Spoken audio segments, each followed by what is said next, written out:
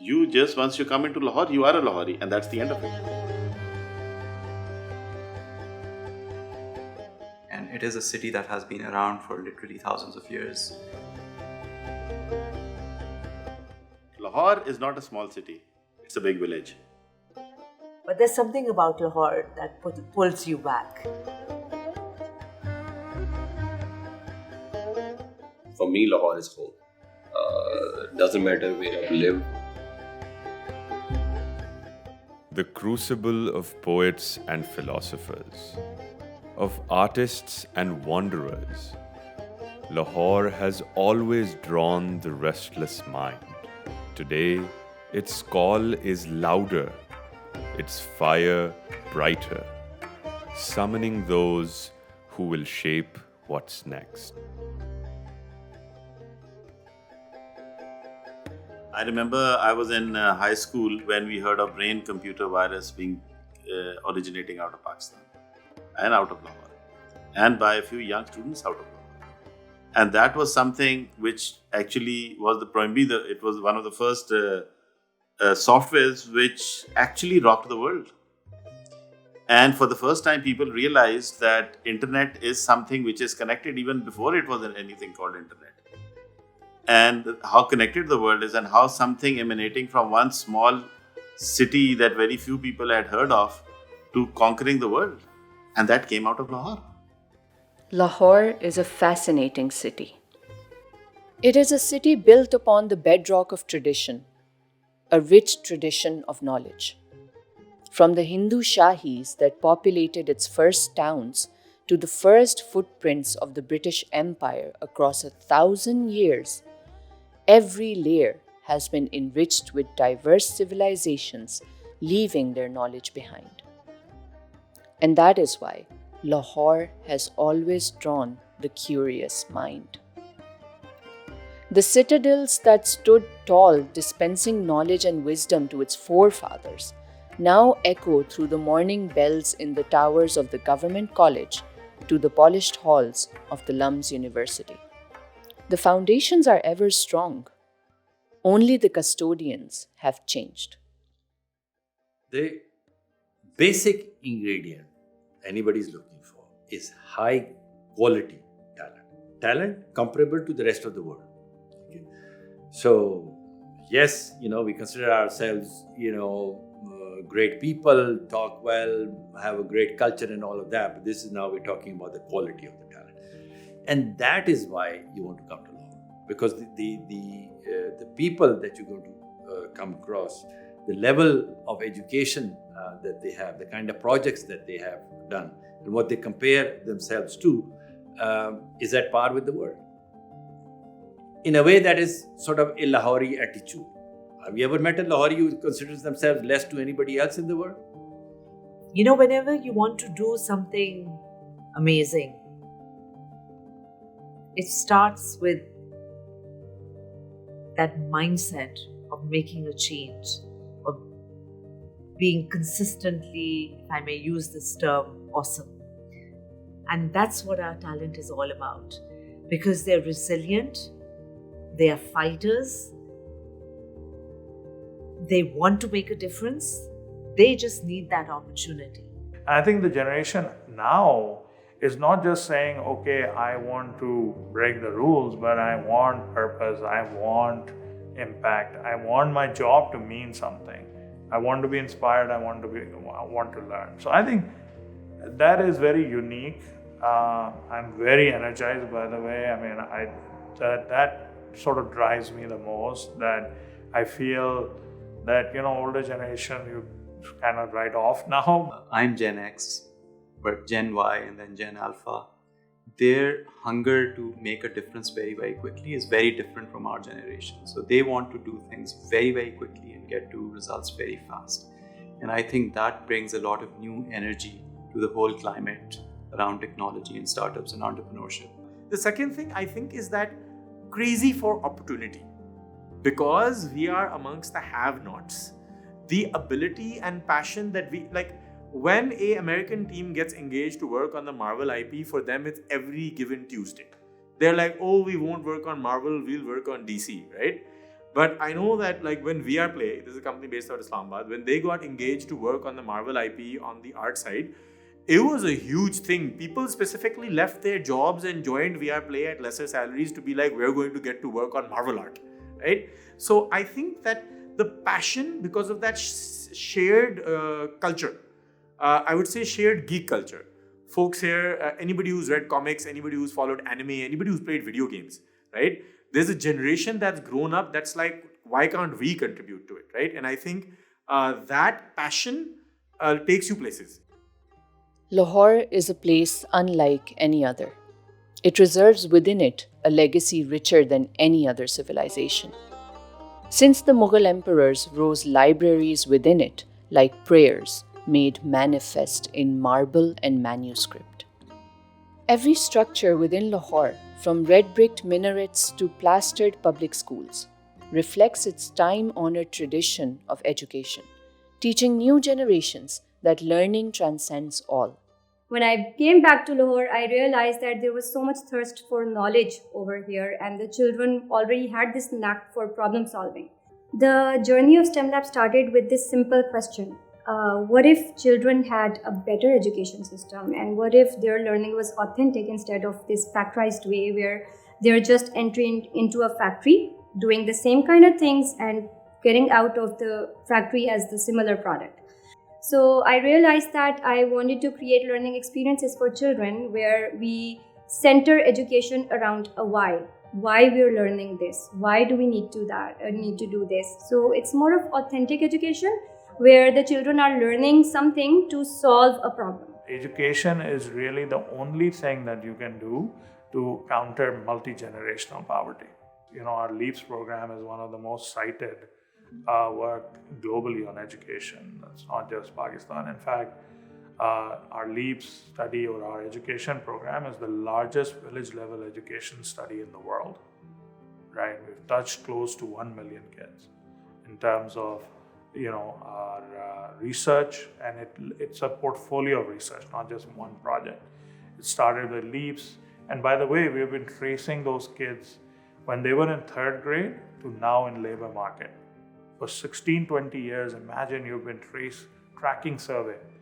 Now you can say so much about, this education intervention leads to this labor outcomes, or how is education market connected to the labor market, right? So, you have to have like very inspiring projects as well. So there are some success stories, like I know children from this government school who created an automation system for their houses using recyclable materials. There are children who are working on these, making these sticks that use Arduino programming to help blind people. So this is really inspiring for me, coming across these children working on solutions to actually problem solve and help people around them. We have seen 79% growth in STEM graduates recently in Pakistan, and I'm sure Lahore plays a significant role in that. Interestingly, in the past 5 to 10 years, we have seen these innovative hubs opening up and providing this ecosystem for STEM and EdTech to thrive. And people are working in such diversity and depth that we see people working in AI, data science, gaming, EdTech, you name it, and we are doing that work. Pakistan's IT export growth has been nothing short of exponential. And this growth is the result of systematic investment in human capital and infrastructure. Yeah, I think that's a very key. You asked about knowledge hub in Lahore and from a knowledge economy. I think Lahore, it really comes down to what we've been talking about, which is human capital. You got to get that right. And I think once that gets right, I think Lahore is in a very unique position, to my mind, in terms of producing global talent. It's not. We have always had this view that our work in Pakistan is not just about Pakistan; it's about the world, right?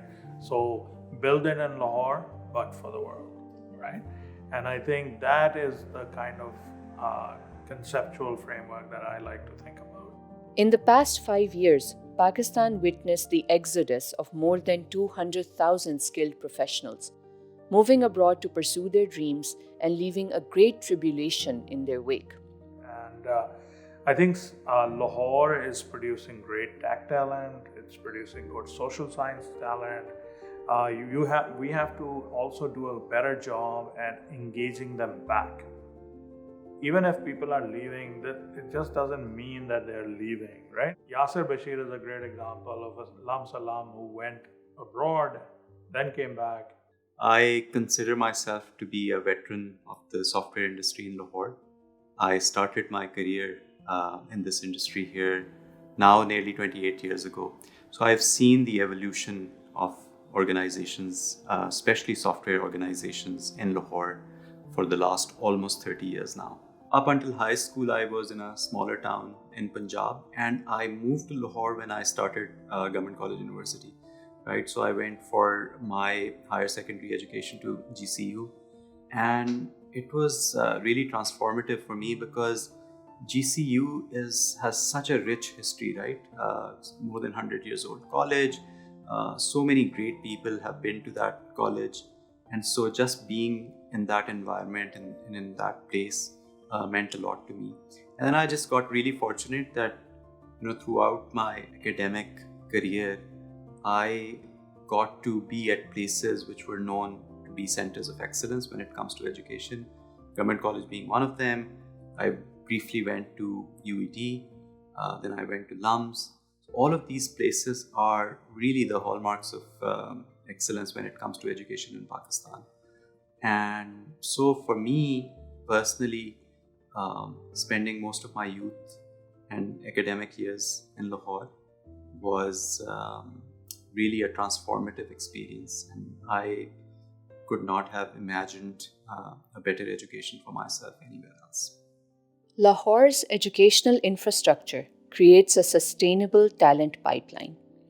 The city houses some of Pakistan's premier institutions: Punjab University, Government College University, and the University of Engineering and Technology. So Pakistan had its own unique journey to where we stand today in the digital landscape. So we have about 200 million people connected to a mobile phone today, and about 150 million people connected to the internet using 4G. That's a huge number. And this is fueled by the youth bulge we have, which is about 60 to 70% of our population who are under the age of 30 years. And I think we have about 2 to 2.5 million people who are digitally ready. They are tech savvy, they are working in the ecosystem already, and a huge pipeline of talent available all across the country. Lahore, I think, is a great destination for a software company because of the talent density here. I have been a part of this journey since almost the very beginning. And I think that, we have really evolved as an industry in Lahore. We used to be a handful of small companies, small and medium-sized companies.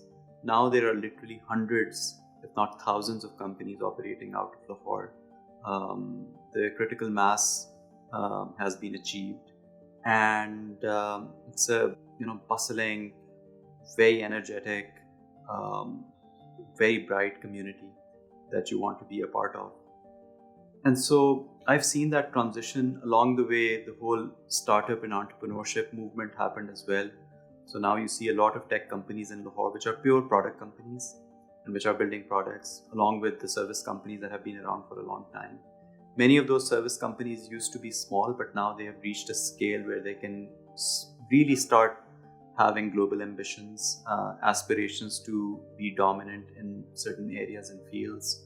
So all of this evolution I've personally witnessed over the last 3 decades, and it has been an amazing opportunity to be a part of this journey. From my vantage point, Lahore has a very strong lead actually when it comes to creating the right talent on various different disciplines. Physicists, Sabi Anwar at LAMS has done amazing work. Faisal Khan, who built a precision medicine lab, is doing computational biology. Faisal comes to Lahore a lot because Lahore has become this place where real talent exists. Perhaps most significantly, the brain drain within Pakistan is reversing. This reverse migration brings more than just expertise. It brings networks, investment capital, and global market access that would otherwise take decades to develop organically. And I think if we get these ingredients mixing right, which is we have to re-engage people. You can't just say that, oh, somebody left, oh, they left.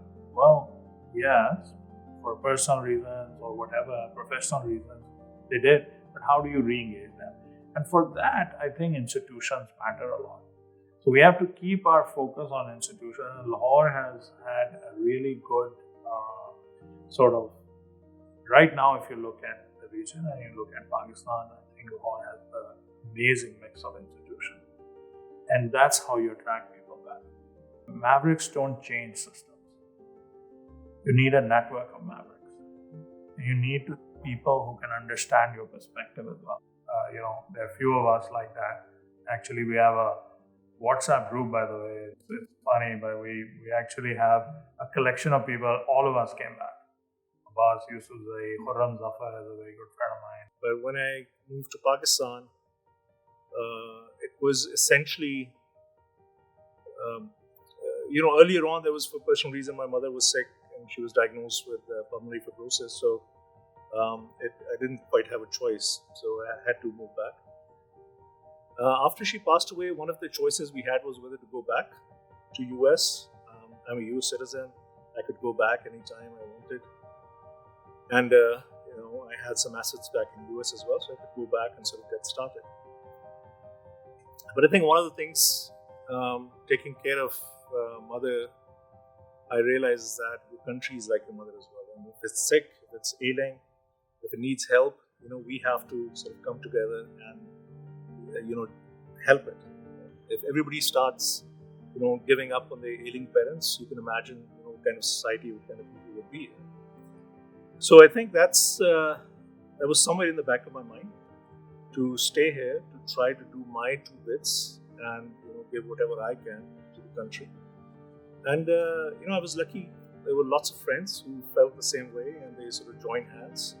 And we were able to make small interventions here and there, use some influence in the government, both in the provincial governments and the federal governments, in the academic circles, put together a nice ecosystem.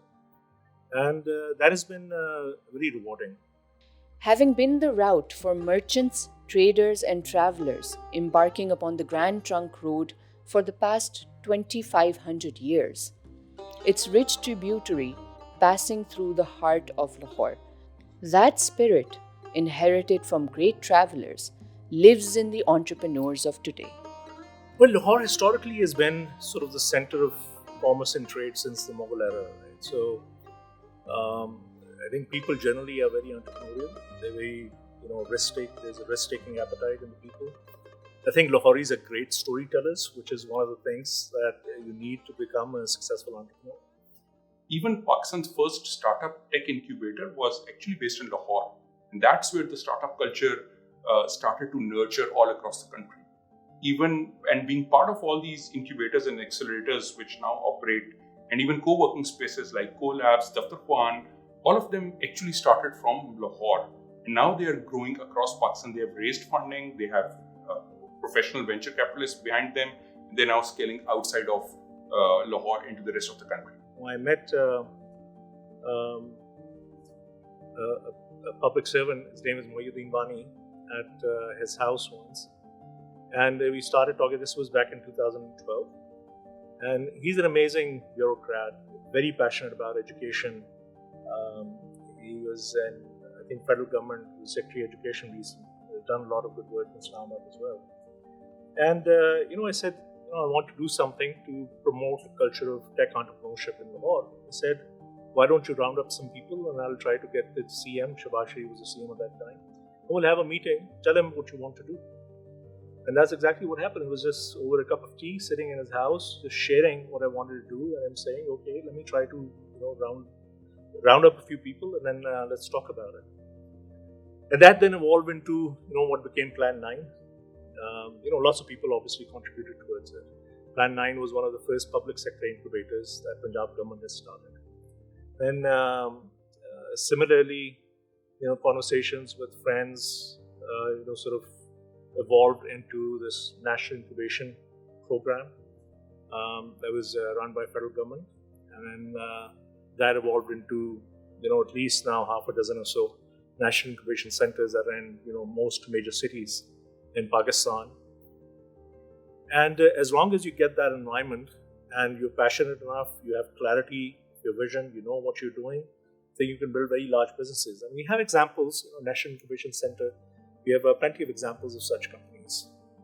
RADA was, these young mechatronics engineers from UET that joined us at LUMS, and they have now transformed into one of the largest manufacturers of power pods and chargers and small electronic equipments. The company is now called Nexus, but it was basically the same people who joined LUMS with a different idea, with a different company, but then got the support, encouragement that they needed, and the push that was required. And they continued on their entrepreneurial journeys. Healthwire was another company that started at LUMS Center for Entrepreneurship, recent LUMS graduates at the time. Healthwire now does over $6 million in ARR. They have 85 pharmacies all across Pakistan. They have 10, 12 million patient records, 15, 16 million medical records. It's one of the largest health tech companies in Pakistan today. Since 2021, Lahore's startup scene has grown into a credible investment hub, attracting global VCs, producing repeat founders, and launching globally competitive ventures. Yeah, no, so I think global enterprises need to look at the talent in Lahore, the organizations in Pakistan and Lahore in particular, very carefully. The returns that global organizations got when partnering with emerging markets like India and other places in the past, those same type of ROIs available now in Lahore and Pakistan.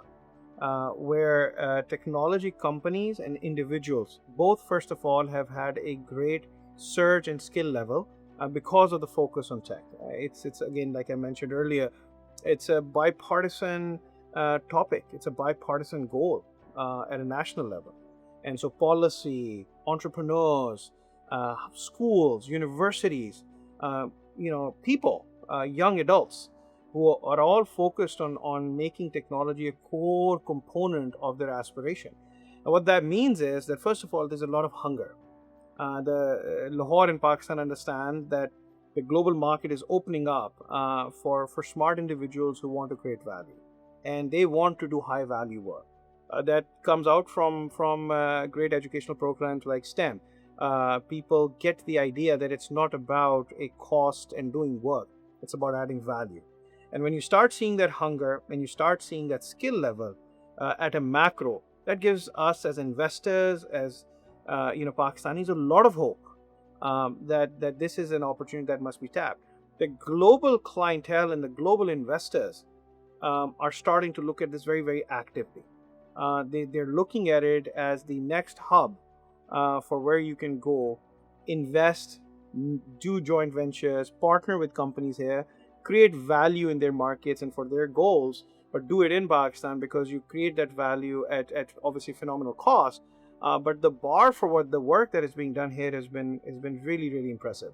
So there are lots of inspiring companies in Lahore that personally inspire me, both in the product domain and in the services domain.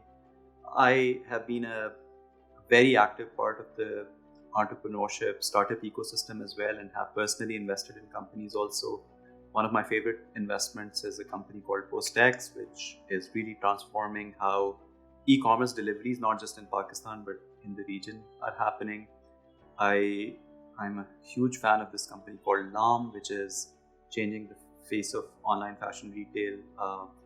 Both of these companies have also been backed by Endeavor, which we all know is a global powerhouse when it comes to backing impact-based companies. And all of these companies are ready for takeoff. They've done the hard work to make themselves competitive at a global scale, and now they're ready for explosive growth. So if I go back and look at my journey, some of the things that I absolutely loved is to build great consumer products and that really like kept on inspiring me to go work on even bigger products, create even bigger consumer impact across the globe. But I think one of the things that continued to happen in my life is that as I was growing professionally and climbing the ladder in this like big tech companies, I also kind of like was needed something more in life, something different in a way that I can create some of the impact for the community that I've been a part of, and that kind of like kept nudging me since 2019. And eventually, after sleeping over it for a couple of years, I made the decision to launch LAM and go back to where I truly belong. I was born and raised in Lahore. I did my entire education in Lahore. To be honest, like my whole education that I've done has been in Lahore. I think when I graduated back in early 2000s, I think we were noticing that the number of computer science graduates and the number of people involved in the tech industry were changing quite a bit, and that landscape has been changing still today in terms of growth and new universities being added up, new graduates coming back to Lahore. The other thing I think that was important for us in terms of LAM was that we wanted to be in a place which brings in some culture, art, creativity, and a mix of it. Because we had to go and figure out how are we enabling those creators to be able to be discovered across the globe, and we can show the best of creativity that we have up here. And Lahore was the central hub for that creativity. And for us, like, even if I wasn't born here, if I wasn't raised here, I did not go to college here, still the combo of how big of a creative community is out there and how big of a creative or fashion community is out here and how big of a tech community is out here, there won't be a better place with a better intersection. That's what we were looking for. And to be honest, like now looking back, that decision has come back and helped us a lot in the last 4 years in enabling our growth, in being in the center of it, and enabling the growth of all the sellers involved with us. So essentially, as technologists, we want to go out there and solve a real problem, and we want to be as close to the real problem that we are going out to solve. So I think for us, one of the things that is happening, and that is the ecosystem that's been consistently developed, is that with the technology that we are bringing up, we are enabling more and more of those creators to utilize that and get access to the global market. At the same time, as that is growing, it's creating also a flywheel effect for us to inspire more technologists to come in and enable more of those people. So I think that is the interesting flywheel that we are currently a part of. And to be honest, like I have been a part of that since early 2021 in Lahore, in Pakistan, which we are seeing this interesting flywheel effect not only impacting us in what we are trying to do, but generally impacting in terms of how startup ecosystems are going to be doing, of enabling the entire community for other dimensions of the problem that needs to be solved. At the National College of Arts, Shakir Ali ignited the modern art movement. Not far from there, in a quiet corner of the Mall Road, Amrita Shergill reclaimed oil painting from the influence of Picasso and Matisse. Today, artists have swapped paintbrushes for styluses, crafting animations and characters within gaming studios. There's actually a Pasha Ki animation and games ki industry report, which is 2 years old now. I co-authored it while I was the senior vice president of chairman of Pasha. And that shows you a list of 50 plus games made in Pakistan that have all grossed north of $1 million to $5 million USD. There is an app, this game called Scary Teacher by Janai team. And this game ke baare mein, I always knew it was making a lot of money and I assumed it was popular, but I didn't quite contextualize how popular it is. So, one of us, a company called Game District, and I will not disclose the number, but they are on track for maybe being one of the top 5 IT companies in Pakistan right now. And a single game of theirs, which is kind of broken out, a supermarket simulator, has been grossing north of 5 mil a month. Okay? So when you look at these numbers and you do the extrapolation and the fact that you know how much the systems earn, it is important to know that these are Pakistani homebred success stories and they're globally competitive products. Yes, we in some way, Lahoris have this, when nothing works, we use this special power up or booster. Let's use a jugaad booster over here to get things done. And that's generally more tactical, not strategical, I would say. To get things done and in flow mein aa jao. And also about survival. When it's called survivor, then you use this power up. The culture of competition, the culture of hustler, the culture of hunger also exists in Lahore to change the legacy. That's the main thing. Hey, we want to be the best. We want to be compete with international talent over there. So that mindset has been there internally, and also a lot of sharing. I would say the sharing of knowledge has been there. The people do share success, and bragging is also what we love about in Lahore. I don't like if anyone gets wins, always brag. Hey, that's one, and that's great. We should always encourage the people. If you've done something great, brag about it, and tell your story. And also being comparative has also been. I want to prove. I want to, and that has actually changed the baseline. The baseline has changed. I'll share that these days, yes, we finally work with AAA studios, and the quality requirements are crazy high. So certainly, team internally works on a couple of projects. But they're interesting stories. I remember when I was first starting the company, kids would come up to me and I'd ask them, what's your dream? And they'd be like, I want to work at a AAA game studio. And I would be like, yeah, hopefully we can be a stepping stone to that. And nowadays, I see ex-alumni of Frag that are abroad. And they're actually working at AAA studios. And they keep tagging me on these posts being like, Ali bhai, you provided the foundation. And I'm saying, I don't think I did. I think the entity is hardly me, right? But on Unreal, I think this is the known fact in the industry, but lesser known fact outside it. We forget that one of the global directors of Unreal is actually Pakistani. His name is Waqar Asim. And that's because Unreal acquired Quixel. And Quixel is a Pakistani company. They also have a European arm. But that entire team and the photogrammetry tech that they developed, which is used globally, was the core source of their acquisition. Think of how big an accomplishment that is, that one of the 16 global directors for Epic is a Pakistani. And the fact that a Pakistani indigenous-made product was source of I cannot again specify the number, but tens of millions dollars ki acquisition.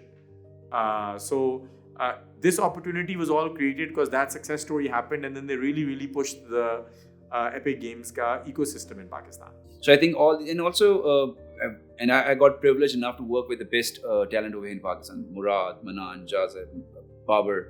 They all came from Stanford. So I'm a local trained talent. I learned a lot from them, how to think big. And they actually trained me, nurtured me, who I am right now. However, when I would visit these gaming cafes and attend the gaming tournaments, I would see people, Lahoris. And they would be there with me, and it made me feel like this is perfectly normal. Because one of the first things that you need to be comfortable with when you want to follow your passions is that you need to see people normalize those passions. Otherwise, you're fighting so uphill. So seeing that normalized in Lahore helped me believe that maybe this is actually realistically possible. To the point that I'll share a colleague's story. There was a very talented artist out of NCA. So HR told me, HR was like, the mom doesn't genuinely believe that artists can get jobs, because she's like, who would give an artist a starting salary of 60,000 rupees? And I was like, call the mother and father to the office, right? So I called them over for lunch. And then I made it a point to go by all the female engineers and all the female artists and the male artists' desks. And I was like, hey, mujhe bataएं, why do you work for Frag for free? And they'd be like, no, we get paid salary, these are the benefits, etc. It's a job. I'd be like, also doing a job, surprising.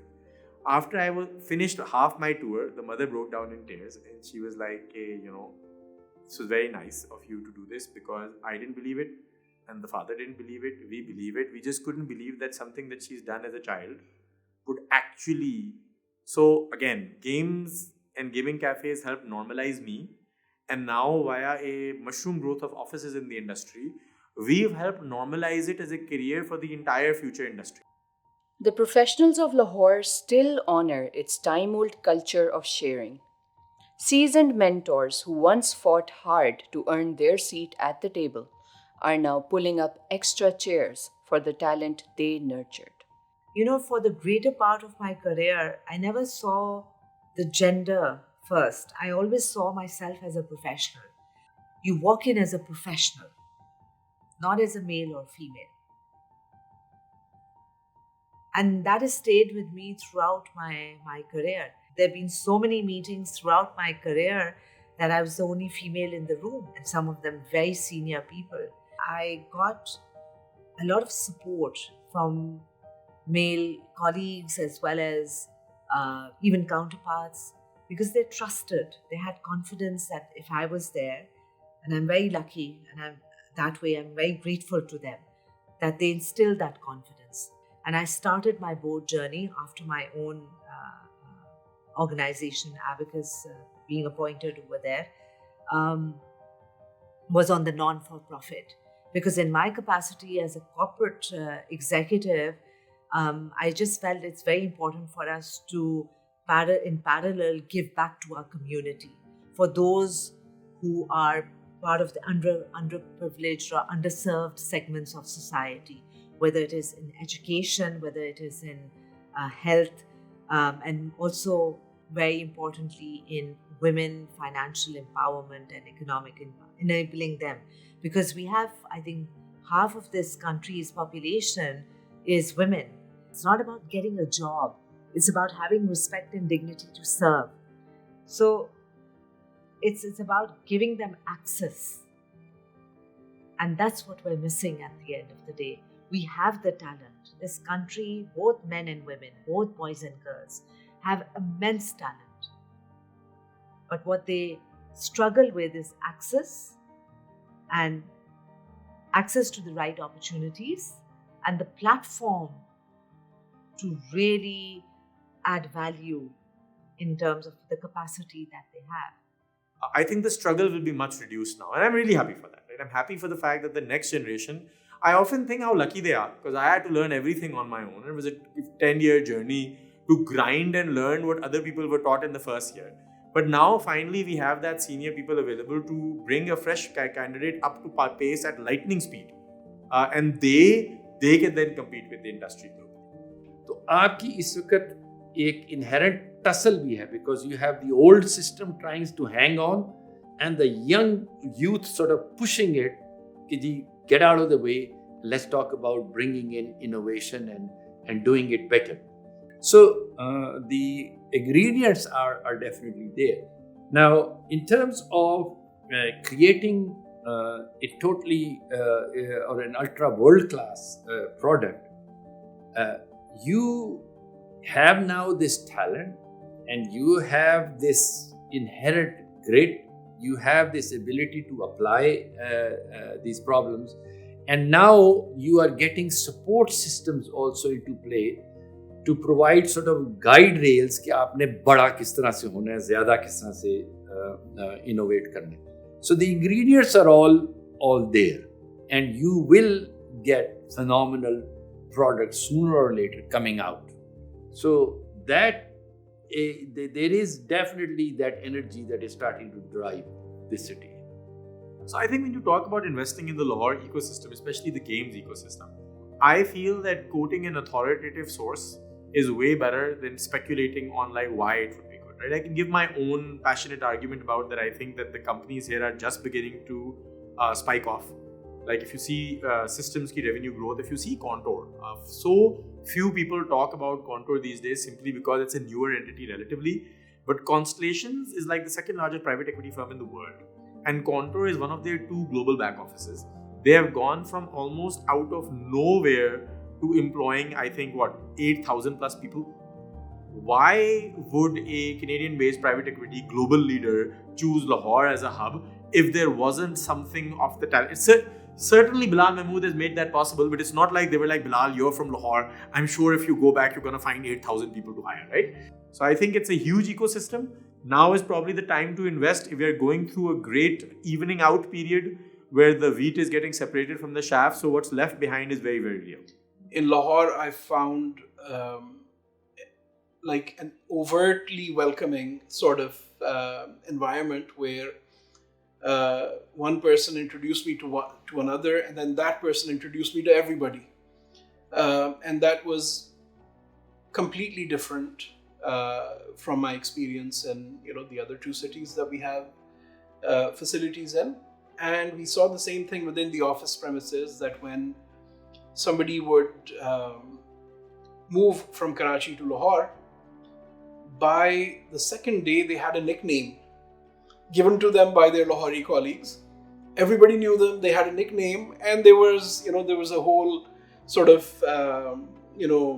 story built around that person that everybody knew. And it was a very endearing Lahori way of not just welcoming them but making them a part of the family, that we haven't witnessed it in that way other than in Lahore.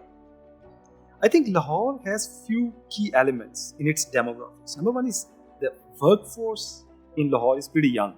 Second is if you see the education sector in Lahore. So there are some of the region's top computer science schools here.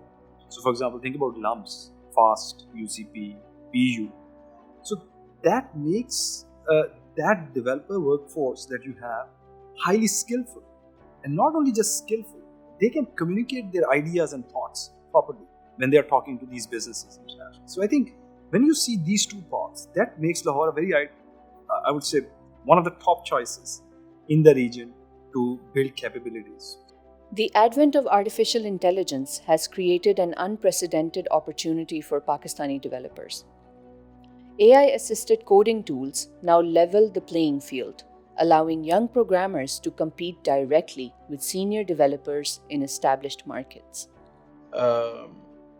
If you go to some of the most iconic museums and cultural institutions of the world, you go to Smithsonian, you go to MoMA, and the cultural collections management software that those organizations, those institutions run on, Khubab and the team here in Lahore over the past 10-11 years have been maintaining, supporting. When we started hiring for that division and we hired a couple of people, all the technical, architectural, and product evolution leadership was in New York, and the guys here they truly were kept in a box in terms of what their role was. And it's a complete sea change today. I had the good fortune to meet Liz Ekman, their leader, about 6 months ago or so, and she told me that specifically about Khubab, she said that there isn't anything he can't do. And today that technological sort of the evolution of the technology stack, that's all in the hands of the folks on this side, and that was a sea change for that business unit. It was very hard to fathom 10 years ago that we would get to that point. My best projects that I won, it's not me that because of my sales skills. These were the talent, these were the developers, these were those knowledge workers who were part of it, who convinced those CIOs and CTOs that we are the righteous. So this thing in its entirety is completely untapped. So I think there are lots of billions to be made on top of Lahore. There's a construction management software solution which was built at a third party based in Manila, and the operational cost there started to get too high. And we not only moved that team, built that team here in Lahore, that team resolved 2 existential crises for that business unit on a technical level, and took that business unit from a position where they were struggling to highly successful. And that business unit's entire operational success story is tied very heavily to their Lahore team. I think in next 3 to 5 years, given the scale of AI, if we really successfully integrate that AI with human and with developers of Lahore, I don't think there will be any difference. The software developers working in Bay Area and a software developer who's working from Lahore, there won't be any difference. And there's one additional point here. Someone who's working from Lahore, I like to think he would be more willing to give everything to contribute more to the cause than someone out there, because the people here truly now they have a desire to do more for themselves, for their families. So it's important part, willingness to do extra hours, willingness to give everything you've got. So I think this AI part, the young knowledge workers, and Lahore as a city, if you combine all three, I think that makes the mix really, really spectacular. This next generation, my children's generation, serve with purpose. I can see that. And they want to give back. If I would conclude this, I would just say that just imagine if a 6-year-old is given this space to tinker and experiment and fail and build up on their learning, and they're creating a circuit and then building upon that circuit and turning this into an automated work home system. Imagine what they would be doing when they're 24 years old. So a lot of people say one thing about Lahore which is very, very familiar. And it resonates from my heart. Lahore is not a small city. It's a big village. And together, because of the village mentality, we are all in a supportive, we work in a supportive manner. Lahore also, as a culture, we have an ability to absorb people from other societies, other areas of the country and globally. So you see a lot of people when they immigrate from one city to another or from another country to another country, they end up making their small little communities. A lot of people have immigrated into Lahore, but somehow they got assimilated into the entire culture. So nobody from Lahore asks you, where are you from? You are a Pathan or you are a Sindhi or a Balochi or whatever. You just, once you come into Lahore, you are a Lahori, and that's the end of it. So there, because we can attract, retain and absorb that talent, that multiculturalism gives us the strength to become an economic and a thought leader. And as long as we have that thought leadership, as long as we have this tolerance, as long as we have this ability to assimilate people from different cultural, religious, political backgrounds, we will remain at the forefront of whatever technology, science, education and knowledge is out there. We've done this for the past 5,000 years. We need to do it for another 5,000. कि शिकवाए जुल्मत शब से तो कहीं बेहतर था, शिकवाए जुल्मत शब से तो कहीं बेहतर था, अपने हिस्से की भी कोई शम्मा जलाते जाते।